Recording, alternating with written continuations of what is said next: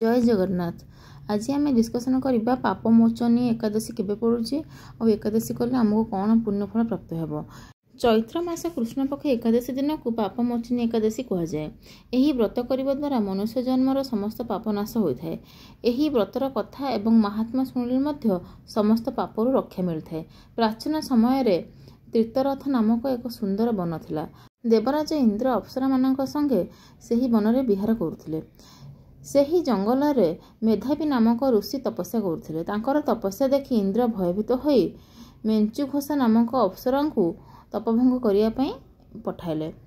କାମ ବାଣରେ ସେହି ଅପ୍ସରୀ ତପସ୍ୱୀଙ୍କୁ କାମ ମୋହିତ କଲେ। ଋଷି ମଧ୍ୟ ମତିଭ୍ରମ ହୋଇ ଅପ୍ସରା ସହିତ ଜୀବନଯାପନ ଆରମ୍ଭ କରିବାକୁ ଲାଗିଲେ। ଏମିତି କିଛି ବର୍ଷ ବିତିଗଲା। ଦିନେ ମେଞ୍ଚୁଘୋଷା ଅପ୍ସରୀ ଋଷିଙ୍କୁ ସବୁ ପୂର୍ବ କଥା ସତ୍ୟ କଥା କହି ସ୍ୱର୍ଗପୁର ଯିବାକୁ ଅନୁମତି ନେଲା ଏବଂ ଋଷି ତାଙ୍କର ଭୁଲ ବୁଝିପାରିଲେ ଏବଂ ଅତ୍ୟନ୍ତ ମନ ଦୁଃଖ କଲେ ଏବଂ ଅପ୍ସରାକୁ କ୍ରୋଧରେ ଅଭିଶାପ ଦେଲେ ଯେ ଅପ୍ସରୀ ଜଣକ ପିଶାଚ ଯୌନରେ ଜନ୍ମପ୍ରାପ୍ତ କରିବ। ଅଭିଶାପ ପାଇ ଅପ୍ସରୀ ଡରି ଯାଇ ଅଭିଶାପରୁ ମୁକ୍ତ କରିବା ପାଇଁ କହିଲେ ଏବଂ କ୍ଷମା ଯାଚନା କଲେ। ମୁନି ଅପ୍ସରୀଙ୍କୁ ପାପମୋଚନୀ ଏକାଦଶୀ କରିବା ପାଇଁ କହିଲେ। ମେଞ୍ଚୁଘୋଷା ଏହି ବ୍ରତକୁ ବିଧିପୂର୍ବକ କରି ପାପମୁକ୍ତ ହୋଇ ସ୍ୱର୍ଗରେ ରହିବାକୁ ଲାଗିଲେ। ବର୍ତ୍ତମାନ ପାପମୋଚନୀ ଏକାଦଶୀର ଷ୍ଟୋରି ମୁଁ ଆପଣମାନଙ୍କୁ କହିଦେଲି, ଆପଣ ସେଟା ଶୁଣିଲେ। ବର୍ତ୍ତମାନ ମୁଁ ଆପଣଙ୍କୁ ଆଗକୁ କହିବି ଏଟା କେବେ ପଡୁଛି ଆଉ ତାର ସମୟ ରହିଛି କୋଉଟା ଆଉ ଶୁଭ ସମୟ କ'ଣ ରହିଛି, ଆକୁ କଲେ ଆପଣଙ୍କୁ କି ଫଳ ପ୍ରାପ୍ତ ହେବ। ଦେଖନ୍ତୁ, ପାପମୋଚନୀ ଏକାଦଶୀ ବର୍ଷର ସମସ୍ତ 24 ଏକାଦଶୀ ମଧ୍ୟରେ ବଡ଼ ଏକାଦଶୀ, କାରଣ ଏହି ଏକାଦଶୀ ସମସ୍ତ ପାପର ବିନାଶକାରୀ। ଧାର୍ମିକ ଶାସ୍ତ୍ର ଅନୁସାରେ ପାପମୋଚନୀ ଏକାଦଶୀ ଉପବାସ କରି ଆପଣ ପୂର୍ବଜନ୍ମ ଏବଂ ଏହି ଜନ୍ମର ଜାଣିଶୁଣି କିମ୍ବା ଅଜାଣତରେ ଯେକୌଣସି ଆପଣ ପାପ କରିଥିବେ ସେସବୁ ଆପଣଙ୍କର ନଷ୍ଟ ହେବ। ସମସ୍ତ ଏକାଦଶୀ ଭଗବାନ ବିଷ୍ଣୁଙ୍କୁ ସମର୍ପିତ ଅଟେ, ଏଇଟା ତ ଆପଣ ନିଶ୍ଚୟ ଭାବେ ଜାଣିଥିବେ। ଏକାଦଶୀ ଦିନ ଭଗବାନ ଶ୍ରୀ ହରି ବିଷ୍ଣୁଙ୍କ ପାଇଁ ବିଶେଷ ଉପାସନା କରାଯାଇଥାଏ। ଏଥିସହ ଭଗବାନ ବିଷ୍ଣୁଙ୍କ ଆଶୀର୍ବାଦ ମଧ୍ୟ ଆପଣଙ୍କୁ ମିଳିଥାଏ। ଶ୍ରୀ ହରି ସମସ୍ତ ଇଚ୍ଛା ଆପଣଙ୍କର ପୂର୍ଣ୍ଣ କରନ୍ତି। ଏହି ବର୍ଷ ମାର୍ଚ୍ଚ 26 ବା ବୁଧବାର ଦିନ ପାପମୋଚନୀ ଏକାଦଶୀ ଆମେ ପାଳନ କରିବା। ବର୍ତ୍ତମାନ ଜାଣିବା ପାପମୋଚନୀ ଏକାଦଶୀଟା କେମିତି କରିବା। ପାପମୋଚନୀ ଏକାଦଶୀ ଦିନ ସକାଳୁ ଉଠି ଆପଣ ସ୍ନାନ କରିବେ, ଗଙ୍ଗା ପାଣିରେ ଗାଧୋଇବେ ଭଲ କରି ଆପଣ, ବା ଗଙ୍ଗା ଜଳ ପାଣିରେ ମିଶେଇକି ଆପଣ ଗାଧୋଇବେ। ଆପଣ ତ ଗଙ୍ଗା ନଦୀକୁ ଯାଇପାରିବେନି ନା, ସେଥିପାଇଁ ଗଙ୍ଗା ପାଣିରେ ଆପଣ ଗାଧୋଇଲା ପରେ ଏହି ଦିନ ହଳଦିଆ ରଙ୍ଗର ବସ୍ତ୍ର ଆପଣ ପରିଧାନ କଲେ ବହୁତ ଶୁଭ, କାରଣ ଭଗବାନ ବିଷ୍ଣୁଙ୍କର ହଳଦିଆ କଲର ଅତି ପ୍ରିୟ ହୋଇଥାଏ। ସ୍ନାନ କରିବା ପରେ ଭଗବାନ ବିଷ୍ଣୁଙ୍କୁ ସ୍ମରଣ କରି ଏକାଦଶୀ ଉପବାସ ଏବଂ ପୂଜା କରିବା ପାଇଁ ପ୍ରତିଜ୍ଞା କରନ୍ତୁ। ତାପରେ ଆପଣ ପୂଜା ସ୍ଥାନକୁ ସଫା କରନ୍ତୁ।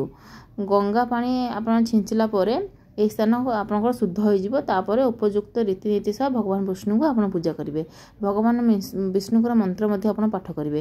ଏହି ଦିନ ଭଗବାନ ବିଷ୍ଣୁଙ୍କୁ ମହାମନ୍ତ୍ର ବା ଓମ୍ ନମଃ ଭଗବତେ ବାସୁଦେବାୟ ଆପଣ ଜପ କଲେ ଆପଣଙ୍କୁ ବହୁତ ଶୁଭ ଫଳ ମିଳିବ ଏବଂ ଉପବାସର ପୁରା ଫଳ ଆପଣଙ୍କୁ ପ୍ରାପ୍ତ ହେବ। ଆପଣ ଖାଇବାରେ କେବଳ ଫଳ ଆହାର କରିପାରିବେ ଏବଂ ତା ପରଦିନ ସକାଳୁ ଆପଣ ଉପବାସ ଭାଙ୍ଗିପାରିବେ। କିନ୍ତୁ ଆପଣ ଚାହିଁବେ ଯଦି ଆପଣଙ୍କ ଦେହ ଯଦି ଭଲ ଅଛି ତାହେଲେ ଆପଣ ନିର୍ଜଳ ଉପବାସ ମଧ୍ୟ କରିପାରିବେ। ଅତି ସୁସ୍ଥ ଲୋକଙ୍କ ପାଇଁ ନିର୍ଜଳ ଉପବାସ, ଆଉ ଯାହାର ଦେହ ଟିକେ ଟିକେ ଭଲ ନାହିଁ, ଯେଉଁମାନେ ବୁଢ଼ା ବୁଢ଼ୀ ଲୋକ ମାନେ କରିପାରୁନାହାନ୍ତି ଏତେ, ବା ମିଡ଼ିୟମ୍ ଏଜ୍ର ଲୋକ ଯାହାରକୁ ଯେଉଁମାନେ ଅଫିସ୍ ଯାଉଛନ୍ତି ସେମାନେ ପାଣି ପିଇକି ନହେଲେ ଜୁସ୍ ପିଇକି ମଧ୍ୟ କରିପାରିବେ।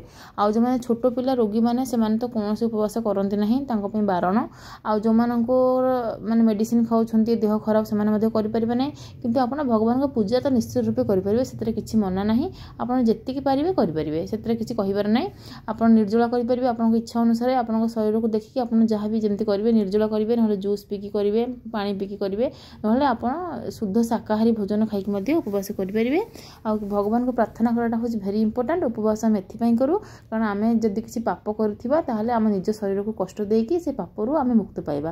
ସେଥିପାଇଁକି ଆମେ ଉପବାସ କରିକି ନିଜ ଶରୀରକୁ କଷ୍ଟ ଦେଉ। କିନ୍ତୁ ଆମର ଯଦି ଦେହ ଖରାପ, ଆମେ ତ ଅଲରେଡ଼ି କଷ୍ଟ ପାଉଛେ, ସେଥିପାଇଁକି ଉପବାସ କଲେ ଦରକାର ନାହିଁ।